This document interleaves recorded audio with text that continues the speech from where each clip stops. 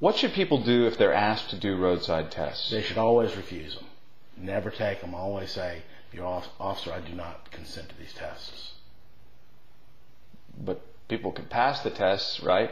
No, not really. These tests are designed for failure.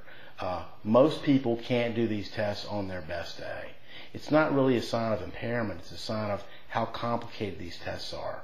If the officer changes a few things in the test, it makes it even more impossible. But most people will never pass these tests no matter what. Are there any kind of studies to support this? Absolutely.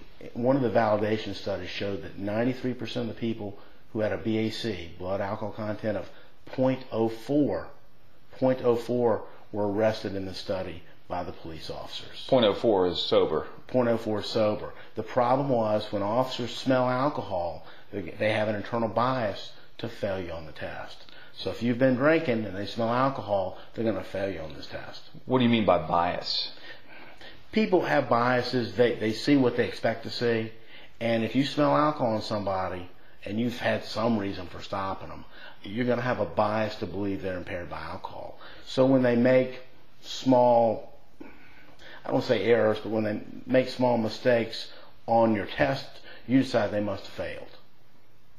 Well, can't you take the test if you haven't been drinking? You sure can take it, but like I said, you're probably going to fail it. These tests are very, very difficult. So always, under every circumstance, decline these tests. Always refuse them. You have no obligation whatsoever to prove you're innocent. And that's where people get caught up. They're trying to prove that they're innocent by doing roadside agility tests. That doesn't prove anything. You shouldn't do them. Just say no.